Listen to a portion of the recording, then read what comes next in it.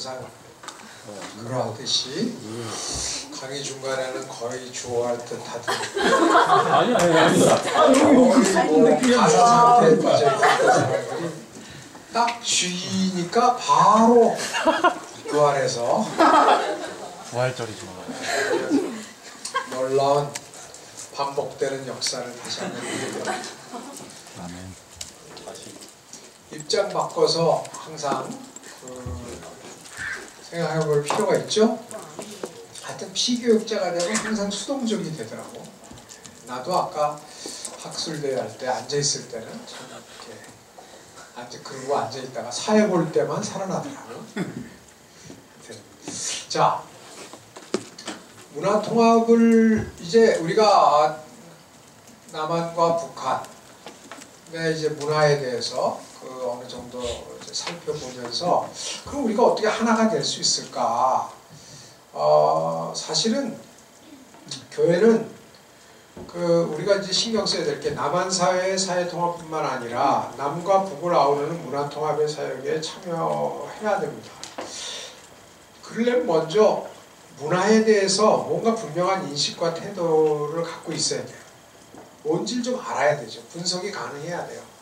그러니까 사실은 결론부터 말씀드리면 남과 북을 아우르는 문화 통합도 중요하지만 사실 급한 게 뭐냐면 남한 사회 내의 문화를 조금 더 하나님이 보시기에 보실만한 문화, 하나님의 뜻에 합당한 문화로 변혁하는 것에 우리가 관심을 가질 필요가 있습니다. 우리가 북한에 대해서 얘기할 어찌 보면 여유가 없어요. 훨씬 더 북한 문화보다 유물론적인 게 남한 문화일 수 있어요. 물론 북한 문화도 굉장히 왜곡된 문화예요.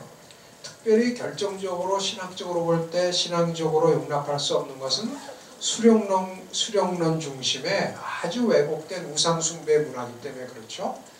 최근에 이제 4월 15일인가가 거기 공화국 자기들 얘기하는 공화국 창립 70주년 기념일인가 그렇대요. 이번엔 70이 굉장히 많아요 지금. 근데 70주년 기념일인데 그거 해서 그 사람들 하는 것들이 뭐냐면 왜 옛날에는 김일성 동상이 이제 전국에 있었잖아요. 그리고 이제 평양에만 김일성, 김정일 동상이 있었는데 이거를 김정일 동상까지 같이 만들려고 그 전국에 다 또 터를 땄고 거기다가 김일성 동상 옆에 김정일 동상을 또 세우고 있다는 거예요. 그게 보통 일이 아니지. 그게 경제적으로 남한의 저는 4대강에 대해서 깊이 평가를 하기는 어렵지만 비판하는 사람들이 4대강에 대해서 자원을 낭비했다고 얘기를 하듯이 거기는 그래도 4대강은 강이라도 있지 여기는 동상 세워갖고 뭐 하겠다는 거예요. 하여튼 그거를 그렇게 우상을 만들어 놓는 역할을 하고 그것뿐만이 아니라 그런 일들을 하고 이 북한에 가면 김일성 그 원수의 그게 있거든요. 그래갖고 우리의 수령은 영원하시다. 그래갖고 그런 벽화를 그려놓고 그 사람 사진을 그려놓은 게 있어요. 그게 이제 도처에 있는데 그 옆에 하나를 더 붙인다는 거예요. 위대하신 김정일 장군인가 너 우리와 함께 영원하시다. 이거를 또 붙이려고 이 벽화들을 다 새로 만들고 있다는 거예요. 그러니까 말로 사람 중심인 주체사이지 실제로는 완전히 우상 숭배하는 김씨 왕조의 봉건 김씨 왕조의 그 우상 놀이를 위한 어떤 이데올로기로 주체사상을 이제 사용하고 있는 거죠. 그래서 우리나라에 왔던 이제 탈출했던 황장엽 씨 같은 경우는 자기들이 원래 주체사상을 고안할 때는 그런 게 아니다. 근데 그게 이제 수령론에 의해서 왜곡됐다. 이렇게 이제 얘기를 하지만 어쨌든 현실은 그런 거예요. 그런 것들이 비판해야 되고 당연히 우리가 좀 알아야 되는 것들이지만 한편으로 우리에게 우선순위는 대한민국 내에서의 문화가 과연 이게 하나님 보시기에 합당한 문화냐, 그리고 이런 문화로 통일이 돼도 되냐 하는 것에 대해서 이제 심각하게 먼저 생각해 봐야 되고, 그것이 우리 기독교의 시대적 과제다, 우선적 과제라고 저는 생각을 합니다. 그러면 성경은 뭐라 그러냐? 그러면 우리가 이제 기본적으로 성경이 얘기하는 세계관에 대해서 확실하게 할 필요가 있습니다. 여러분들이 뭐 지난번에 다 배웠지만 요약을 하면 성경은 세계 존재 근원에 대해서 분명히 얘기를 해주시죠. 성경은 하나님이 창조하시고 하나님이 보시기에 심히 좋았더라. 그리고 이 세상의 창조주는 하나님이시다 라는 것을 이제 분명히 얘기해 줍니다. 그리고 이 세상의 창조는 선한 창조다. 보시기에 심히 좋았다는 것입니다. 그러면 인간은 뭐냐? 이 선한 창조의 우주적인 관리를 위임받은 청직이다 라고 하는 것입니다. 물론 이 세상의 주인은 하나님이에요. 왜? 하나님이 모든 것을 창조하셨기 때문에. 그리고 하나님의 주권적 질서밖에 존재하는 것은 없어요. 이게 무슨 얘기냐면 이 세상에서 신앙과 문화는 분리되지 않는다는 거예요. 하나님을 믿는다고 하면서 교회 안에서만 살아야 되겠다? 이건 틀렸다는 거예요. 하나님의 나라는 교회 안에만 있다? 틀렸다는 거예요. 하나님의 나라는 물론 교회에서 더 맛보여져야 되고 우리에게 교육되어야 되고 경험되어야 하지만 그 실효는 교회를 넘어선 이 전 우주가 하나님의 영광이 펼쳐지는 무대가 돼야 되는 거죠.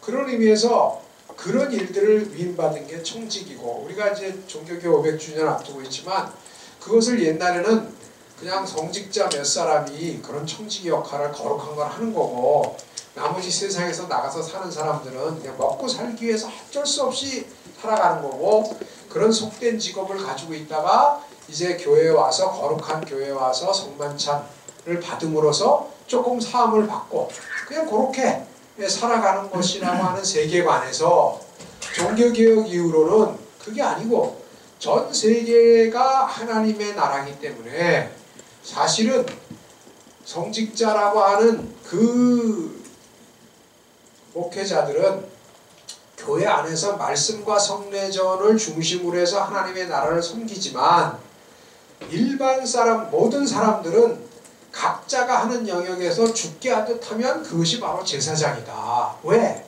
거기가 하나님의 나라이기 때문에, 하나님의 나라가 실현돼야 되는 것이기 때문에 하나님의 뜻대로 행하는 자들이 곧 하나님 나라의 제사장이 되는 것이다 라고 하는 것이 이제 종교개혁의 핵심적 그 모토고 복음의 회복이라고 우리가 보죠. 그런 의미에서 이 세상에 인간이 누구냐? 그런 하나님의 나라를 실천하는 청지기들이다 라는 것을 우리가 알 수 있습니다. 근데 이 세상은 왜 그 청지기로서 하나님이 만들어주신 선한 세상이 유지되지 못하고 있느냐? 왜 이렇게 분쟁이 있고 싸움이 있고 살인이 있고 다툼이 있고 그런 어려움이 있느냐? 그것에 대한 그 모순, 그 원인이 뭐냐? 그것을 성경은 죄 때문이라고 얘기를 합니다. 이 죄라고 하는 것이 굉장히 중요한 거예요. 죄라고 하는 것. 즉 선악과를 따먹었다는 의미가 뭐냐? 아담과 하와가 선악과를 따먹었다는 이야기가 죄의 이야기의 죄론의 핵심인데, 기본인데, 선악과를 따먹었다는 이야기는 선과 악을 원래 판단하시는 이는 하나님뿐인데 이제는 인간이 내가 심판자가 돼서 선과 악을 판단하겠다는 독립선언이죠. 이것을 성경은 인간이 하나님과 같이 되고자 함이라 하였고 이것이 교만이고 이것이 죄라고 하는 거예요. 그래서 예수님은 이 땅에 오셔서 제일 먼저 하신 게 너희가 남을 심판하지 마라, 판단하지 마라 라고 하는 얘기는 뭐냐면 너희가 심판자가 되지 않아, 너희가 저지가 아니다. 그 중심을 보시는 하나님만이 사실은 나중에 심판자이시고 너희는 중심도 못 보는 사람들이 무슨 심판자가 되려고 그러느냐 라고 하는 것입니다. 죄라는 것은 항상 자기 중심성이에요. 죄의 핵심, 죄의 본성은 항상 자기를 중심으로 해서 모든 것들을 판단하고 보고 느끼는 거예요. 근데 그래서 죄는 이기적인 거죠. 그리고 당파적이고 항상 그 분쟁을 낳는 거죠. 갈등을 낳는 거고, 자기랑 같지 않으면 갈등을 낳는 거고. 이것이 이 세상의 모든 문제의 근본이라고 보는 거예요. 그래서 이 세상이 봤을 때는 죄에 물들지 않은 곳이 없는 거죠. 우리 마음조차 이 죄가 만연해 있단 말이에요. 죄가 만연해 있다. 그래서 이제 톨스토이 같은 사람들 이렇게 신앙의 눈을 뜨게 되면 죄가 많이 보이죠. 이 신앙이 좋아지면 좋아질수록 우리가 영적이 되면 영적이 될수록 뭐가 드러나냐면 영적인 눈이 맑아지죠. 영안이 맑아진다는 얘기는 뭐냐면 심령이 아주 이렇게 깨끗해지죠. 그러면 그럴수록 뭐가 많이 보여요? 죄가 많이 보이죠. 그래서 우리가 신앙이 별로 없을 때는, 신앙이 아예 이렇게 없을 때는, 거의 없을 때는 내가 죄인이라는 것에 대한 인식을 안 하죠. 인정도 안 하고. 그런데 소위 은혜를 받았다, 내가 좀 은혜를 받았다 할 때는 뭐예요? 회개를 할 때잖아요. 회개라는 건 뭐냐? 근본이 내가 죄인이라는 것을 깨닫게 되는 거예요. 깨닫게 되고 인정하게 되는 거예요. 은혜를 받으면 받을수록 회개가 깊어져요. 회개가 통절해져요. 왜? 죄가 깊이 보이기 때문에. 그래서 이 신앙인들은 죄에 대해서 알게 되는 거죠. 죄에 대해서 얘기를 하게 되는 거예요. 그래서 계속 우리는 죄인이라고 고백을 해요. 근데 그것도 동네마다 조금씩 달라요. 특별히 장로교인들, 우리나라는 장로교회가 영향을 많이 줬기 때문에 장로교인들은 특별히 죄에 대해서 더 민감해요. 더 많이 얘기를 해요. 그래서 이제 옛날에 순복음교회 교인들과 장로교 교인들끼리 서로 이렇게 놀리는 말들이 많아요. 그 중에 이제 순복음교회 교우들이 장로교 교우들을 보고 놀리는 말이 뭐라 그러냐면 웜 크리스천이라. 웜 크리스천. 무슨 뜻이야? 웜 크리스천. W-O-R-M. A-R-M이 아니고 O-R-M. 뭐예요? 벌레 크리스천이라 해요. 벌레 크리스천. 왜 벌레 크리스천이라고 하냐?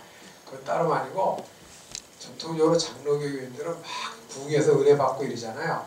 그러면 순복음교회 같은 데는 전통적으로 우리 이제 교장 선생님이 순복음교회 출신인데 옛날에 뜨겁게 막 은혜 받고 그러면 순복음교회 주로 어떤 찬송 불러요? 순복음교회 출신 없나 여기? 교회 문화에 대해서 좀 부지한 것 같은데? 그렇지. 그러면서 막 은혜가 풍성한 하나님은 뭐 막 이런 이제 찬양하는 그런 승리의 이렇게 기쁜 찬양을 많이 불러요. 근데 요새는 뭐 장로교회도 그런데 옛날 장로교인들은 그런 노래를 별로 안 불렀어요. 주로 은혜 받은 무슨 찬송을 부르냐면 웬 말인가 웬일인가 뭐 하다가 이 벌레 같은 날 위에 이런 찬송을 주로 많이 불렀어요. 울면서. 그러니까 십자가 은혜 속에서 이 벌레 같은 날을 감사해서 부른 거예요. 근데 이제 이렇게 승리적인 막 찬양을 부르는 분들은 이해가 안 가는 거예요. 저 인간들은 맨날 은혜 받으면 왜 벌레라 그러나 자기를. 근데 사실은 그 교회 문화에 들어가면 은혜를 받으면 받을수록 내가 진짜 죄인이라는 것을 깨닫게 돼, 더 고백하게 되니까 자꾸 그 찬송을 부르면서 이제 고백을 하는 거예요. 그게 약간의 교회 문화에 차이가 있어요. 내가 장로교 목사이기 때문에 순복음교회를 좀 하는 것은 얘기를 안 하도록 하겠습니다. 근데 어쨌든 그건 왜 그러냐면 그게 이제 일종의 문화예요. 그것도 교회의 문화. 네? 왜냐면 겸손해야 된다. 이 죄를 많이 깨닫게 된다. 그런데 그 죄를 많이 깨닫는 것이 끝이 아니에요. 죄가 많은 곳에 뭐가 많다 그랬어요? 죄가 많은 곳에 로마서에 보니까 은혜가 더 많다. 사도 바울이 그런 얘기를 했다. 죄가 많은 곳에 은혜가 많다. 이게 도대체 무슨 얘기인가? 죄가 많은 곳에 은혜가 더 많다. 무슨 뜻이에요? 전 옛날에 이렇게 생각했어요.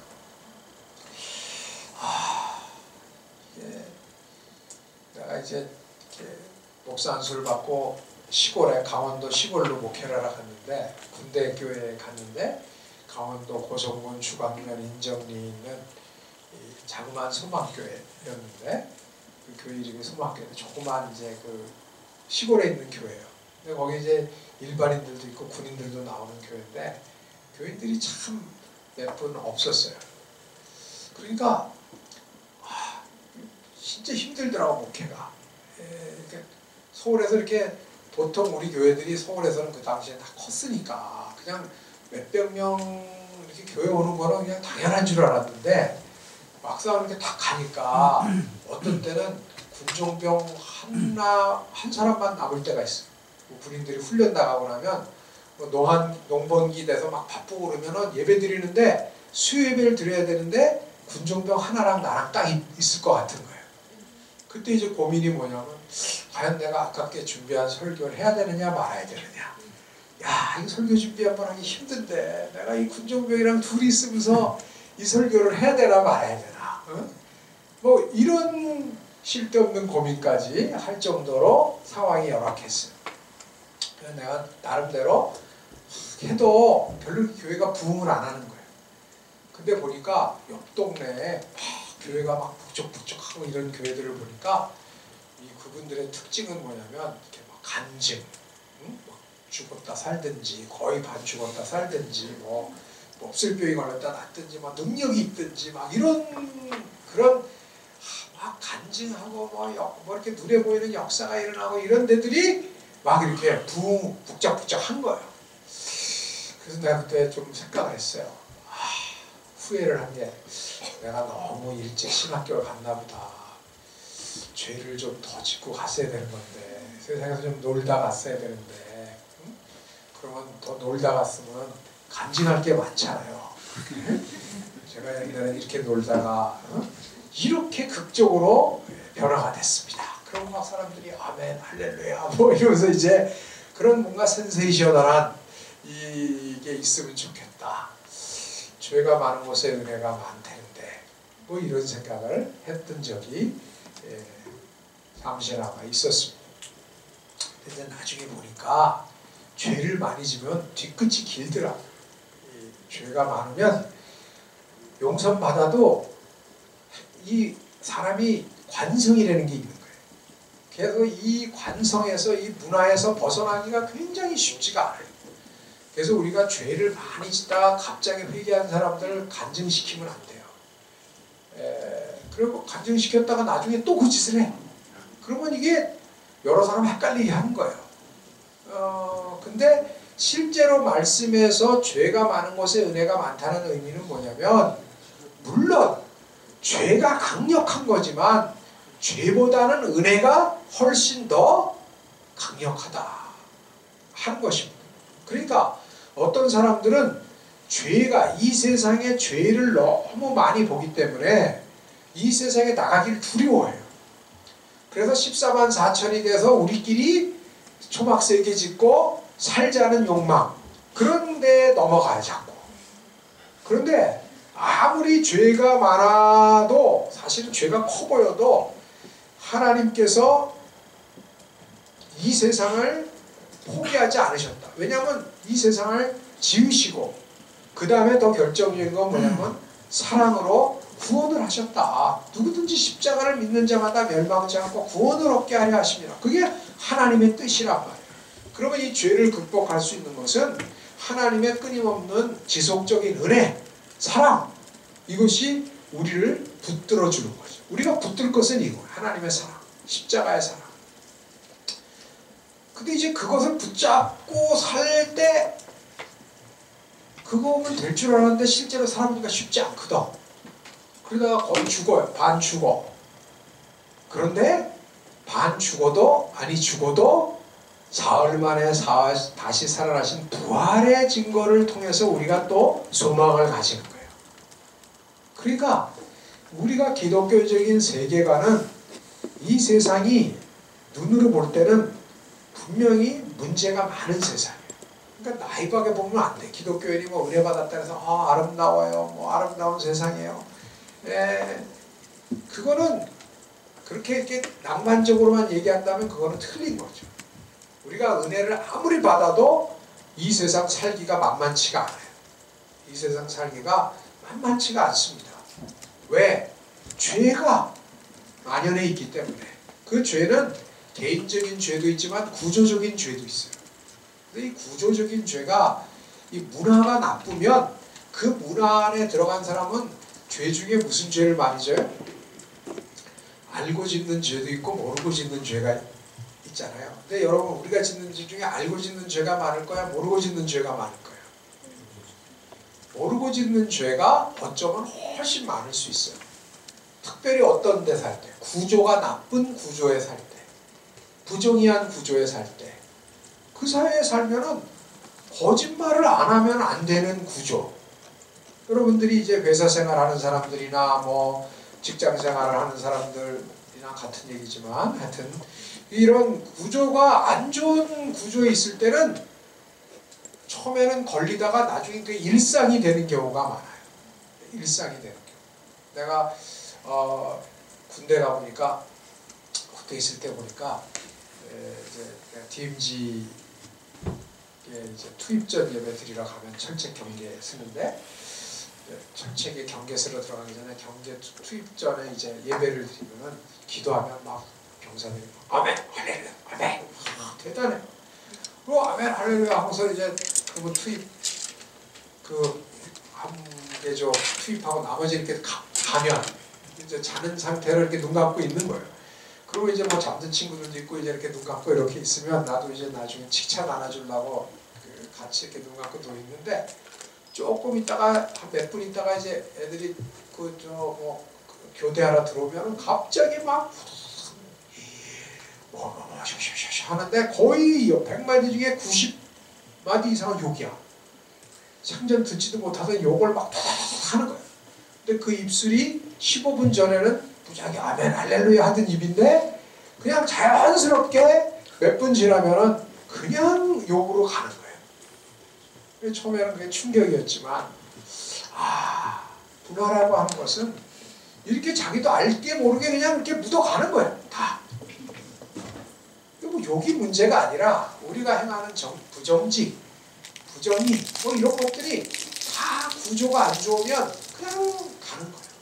마치 과속 스피드를 운전할 때 그냥 누가 과속을 팍 하고 다 가면은 그냥 같이 막 달리듯이 그러다가 이제 잡히면 왜 나만 잡냐? 다 이랬는데 이러듯이 우리 사회가 구조적으로 부정의하면 다 그렇게 간다. 그래서 중요한 게 뭐냐면 구조적 정의가 중요한 거예요. 그래서 왜 우리가 많이 배운 사람들 리더십이라는 게 왜 정의로워야 되냐? 정의로운 구조를 만들어줘야 모르고 짓는 죄를 우리 다음 세대나 약한 이웃들이 덜 짓게 되기 때문에 우리가 할 수 있는 한 그런 정의로운 구조를 만들기 위해서 애써야 할 줄로 생각합니다. 자, 그래서 하여튼 은혜가 중요하다. 그런 것들을 깨달으려면 철저히 은혜와 하나님의 사랑을 의지해서 우리가 이제 나가야 될 것이다. 이게 기독교적 세계관의 핵심이고, 그러면 그런 기독교적 세계관을 가지고 있는 사람들에게 가장 중요한 가치가 뭐냐 이 시대에. 그리고 세상과 공유할 수 있는 가치, 그 중에 제일 중요한 가치는 인간의 존엄성입니다. 이게 인권의 핵심이죠. 독일 사람들이랑 얘기할 때 그랬어요. 그러면 교회가 한 일이 없다는 거예요. 그래서 내가 그러면 통독을 이루어가는 기본 가치는 뭐냐? 그러면 두 나라가 두 체제가 달랐던 사람들이 합쳐갈 때 뭔가 이루어가야 될 기본 가치가 필요할 거 아니에요. 합의해야 될. 뭐 토대가 뭐냐? 그랬더니 그분들이 그러더라고. 기본권. 그 기본권의 핵심은 이거죠. 네? 그래서 내가 그 브란덴부르크 통일을 상징하는 그 브란덴부르크에 예전에 제가 이제 85년도에 갔을 때는 동독이랑 나눠져 있을 때 봤는데 있었는데요. 그때 이렇게 쭉 그 담이 있었죠. 장벽이. 근데 요번에 이제 그 후에 가니까 다 무너지고 그 옆에 다른 구조물들이 생겼어요. 그게 뭐냐면 홀로코스트 뮤지엄이 생긴 거예요. 이렇게 막 시멘트로 무덤같이 만들어놨는데 길게 아주 홀로코스트 뮤지엄이 그 브란덴부르크 옆에 있어요.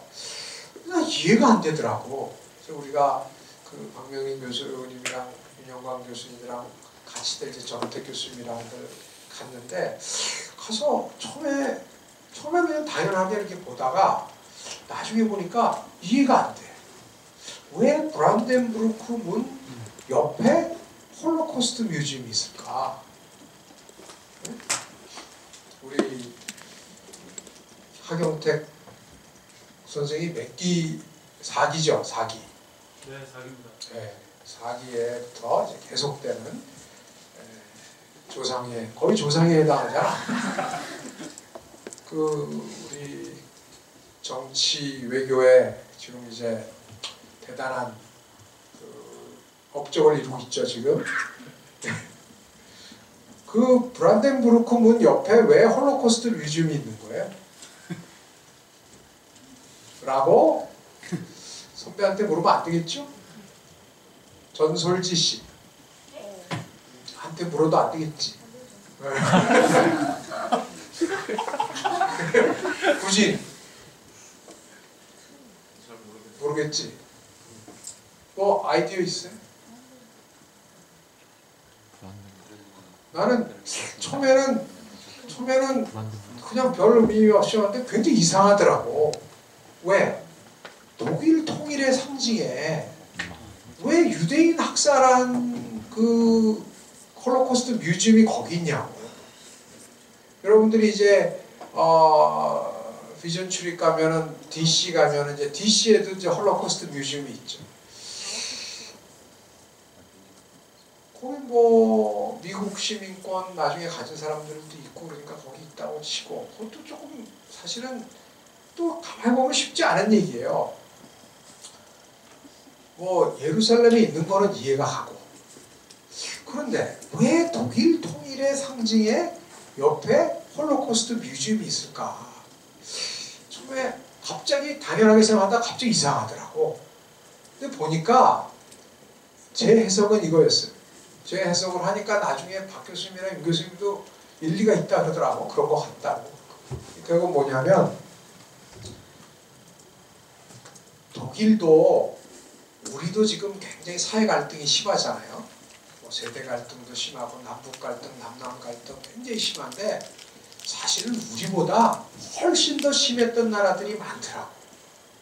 그 중에 요새 관심을 우리 한반도 평화연구원의 선생님들이 가장 관심 가지는 동네 중에 하나가 아일랜드예요. 북아일랜드. 거기는 우리는 뭐 35년 일제 억압이 있었잖아요. 거기는 700년이든가 영국의 억압 속에서 700년인가 있었더라고.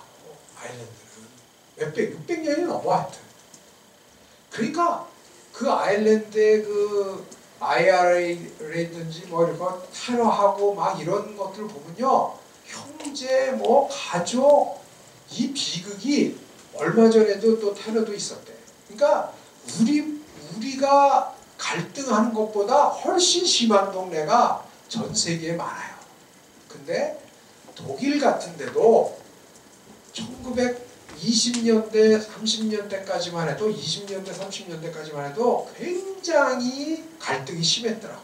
서로 암살하고 서로 뭐 때리고 이런 건 문제가 아니라 암살하고 뭐 백색 테러, 적색 테러 뭐 엄청난 일들이 벌어졌던 거예요. 갈등이. 그런데 그 갈등을 일거에 다 해소한 사람이 누구예요? 히틀러예요. 그래서 히틀러가 다 통일을 하고 이걸 뭐로 했냐? 아리안 민족주의로, 사회민족주의로 다 통일을 하고 그 다음에 우리의 진보는 하나님의 구원의 진보라는 헤겔의 말에 따라서 아리안 민족이 세계의 메시아적 기능을 하는 것으로 유럽 해방을 하고 막 이렇게 전쟁을 해나간 게 세계 제2차 대전이에요. 그러는 와중에 가장 피해를 본 사람들 중에 하나가 바로 홀로코스트 뮤지엄에 해당되는 분들이었죠. 그러니까 이분들은 뭐냐면 이념적 갈등을 극복하기 위해서 국가가 파시스트, 전제적인 국가가 됐을 때에는 이런 결과를 낳는다. 즉 그래서 다음에 이루어질 통일 독일은 이러한 기본권 위에 서야 된다, 인권 위에 서야 된다는 게 그들의 기본적인 어떤 합의라고 보여졌어요. 그리고 그게 브란덴부르크 문 옆에 홀로코스트 뮤지엄을 굉장히 포스트 모던적으로 줬어요. 그러니까 뭐 몇백만이 죽고 뭐 이렇게 돼 있지 않아요. 보면은 그런 거 조그맣게 있고 다 개인이에요. 15살짜리 소년이 뭐 밥 먹던 수저, 뭐 몇 세 소녀가 입던 거, 뭐 몇 세가 쓰던 안경 이런 식으로 다 개인의 이야기들이 거기 다 전시가 돼 있어요. 어쨌든 그런 것들이 결국은 인간의 존엄성이라는 게 굉장히 중요하다. 지금 한국 기독교가 기독교의 가치를 세상과 공유할 때 뭘로 할 거냐, 그런 교리적이고 교권적인 것을 내세우기보다는 우리는 인간의 존엄성, 그 사람이 소유가 얼마든 뭐가 얼마든 하여튼 이 존엄성에 대한 가치를 우리부터가 확실히 할 필요가 있다 라고 하는 것이고요. 그 다음에 사랑과 정의에 대해서 분명히 해야 될 필요가 있고, 그 다음에 생명 중심의 생태학과 공동선. 이건 무슨 얘기냐면 세월호에서 나타났듯이 우리들에게 가장 중요한 가치는 생명이에요. 그리고 이것을 통해서 그것이 개인, 사람뿐만 아니라 생태학적으로도 이런 생태적인 환경이라든지 모든 것에 하나님의 세계는 인간들만을 위한 게 아니에요. 노아의 언약에서도 보면 노아의 무지개의 언약은 하나님이 맺은 상대가 꼭 인간들만 하는 게 아니에요. 우주와 함께, 자연과 함께 맺었다. 그리고 결국은 그 청지기가 우리가 되는 거죠. 그래서 인간이 자연 보호의 책임도, 관리의 책임도 우리에게 있는데, 자꾸 우리는 사람 중심의 주체 사상, 욕망 중심의 포스트 모던적 소비 문화가 그냥 사람 중심으로 잘 살면 돼요. 그러니까 북한도 다 환경을 파괴하는 거예요. 북한을 이렇게 가보면 제가 이제 가장 추천하는 것 중에 비전 출입이, 이제 우리가 미국의 리더십 서밋이나 뭐 이런 걸 다녀오지만, 거기 갔다 온다면은 저는 그 북중 국경을 꼭 갔으면 좋겠어요. 그래서 우리가 팀이 한번 갔었죠. 리더십 팀도. 북중 국경을 가보면 중국과 북한의 오늘 현실을 볼 수가 있어요. 그리고 이 한반도를 바라보는 그 시각을 이렇게 한반도 안에서 보는 거랑 대륙에서 보는 거랑 또 달라요. 그러니까 저도 가서 느낀 게 뭐냐면, 나도 뭐 세계화를 얘기하고 뭐 나름대로 뭐 얘기를 했지만 거기서 바라보는 게 다르더라고. 그 중에 하나가 이런 거예요. 저는 지금까지 백두산을 장백산이라고 부르는 사람들 싫어했어. 응? 우리 백두산을 왜 장백산이라 그래? 근데 제가 가서 생각을 바꿨어요. 무슨 소리냐? 가보니까 만주에는 우리 민족만 산 게 아니야. 네? 우리 한민족만 산 것도 아니고 발해도 사실은 우리 민족만은 아니야. 말갈이랑 뭐 다 같이 섞인 부족이었잖아요. 그리고 그 나라 말고도 요 나라, 금나라 여러 나라들이 만주에서 다 살았어. 근데 그 사람들이 살다가 큰 산이 그들의 영산인 거예요. 예컨대 우리가 백두산을 영산으로 생각하듯이 그들에게도 그게 영산인 거야. 그럼 그 사람들한테 야, 그거 백두산이야, 너희들 백두산이라고 불러. 말이 돼요, 안 돼요? 우리한테는 백두산이고 그들에게는 다르게 불릴 수가 있는 거지. 하나님이 만주 땅을 우리에게만 주셨나? 백두산을 우리에게만 주셨나? 그게 큰데 다 국경이 다 펼쳐 있는데, 이런 거를 저도 거기 가서 보니까 이해가 되더라. 그런데 또 보니까 30년 전만 해도 북한이 그 북중 국경 지역에 사는 중국 동포들이 가장 가고 싶었던 나라였대요.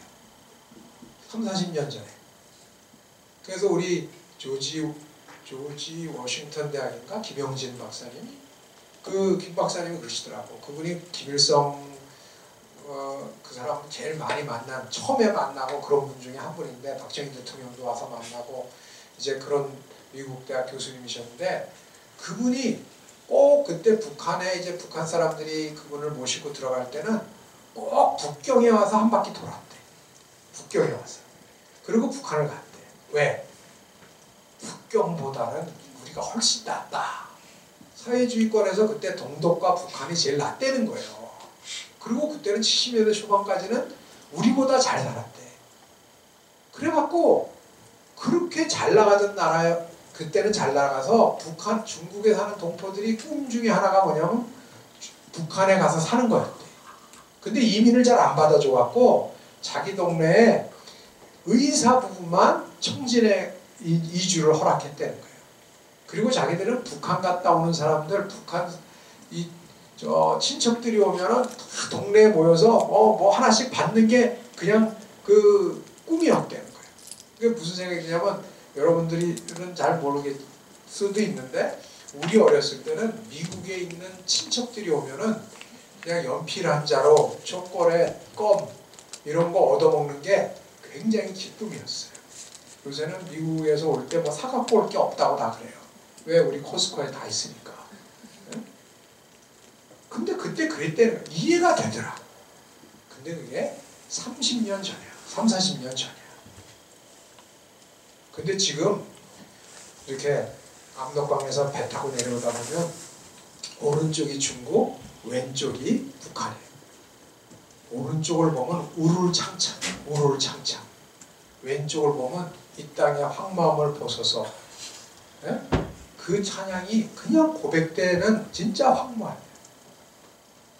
이게 어떻게 됐냐? 3, 40년 전 만에 그렇게 된 거예요. 이것에 혁혁한 공헌을 한 게 뭐냐? 이런 거예요. 사람 중심의 세계관.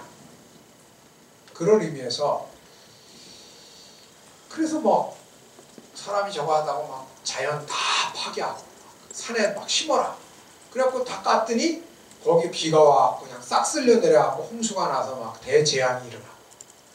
그게 북한이었다면 우리는 욕망 중심의 포스트 모던적인 그런 것 속에서 소비 문화 속에서 지금 뭐니 해도 머니가 최고라는 이러한 비극적 삶을 세월호의 사건이 우리에게 아주 상징적으로 보여준다고 생각합니다. 그런 의미에서 우리는 교회가 지금 할 수 있는 거, 크리스찬들이 할 수 있는 게 무엇일까? 그것은 기독교적 세계관으로 우리의 삶의 가치를 새롭게 세워야 된다. 사실은 물질이 중요하지만 물질보다 더 중요한 것이 생명이고 하나님께서 그렇다고 물질이 악하다 그러시지 않았고 보시기에 좋았다. 그건 물질을도 얘기하는 거예요. 그런데 왜 그런 거에 반대가 뭐냐면 물질은 악하다고 보는 거예요. 이게 영지주의예요. 이단이에요. 그래서 만들어진 게 뭐냐? 사도신경이에요. 사도신경에 제일 처음에 뭐라고 고백을 해요? 전능하사 천지를 만드신 하나님 아버지를 내가 믿사. 하늘과 땅을 만드신 하나님 아버지를 내가 믿는다는 얘기는 하나님이 하늘뿐만 아니라 땅도 만드셨다는, 물질도 만드셨다는 거예요. 선한 창조를 얘기해 주는 거예요.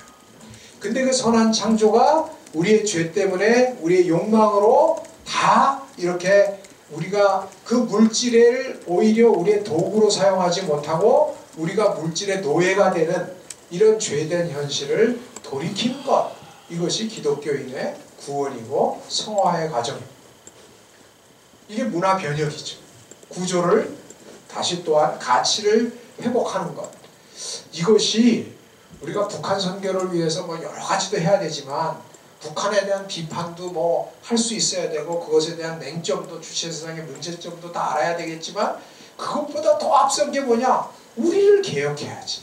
우리가 좀 더 기독교인다운 기독교인이 되고 우리 교회가 교회다운 교회가 되는 만큼 우리 사회는 조금 더 살기 괜찮은 사회가 될 거고 그런 만큼 우리의 문화가 바뀌면 가치가 바뀌면 그만큼 북한에 있는 동포들도 야, 저 사람들처럼 우리도 살았으면 좋겠다.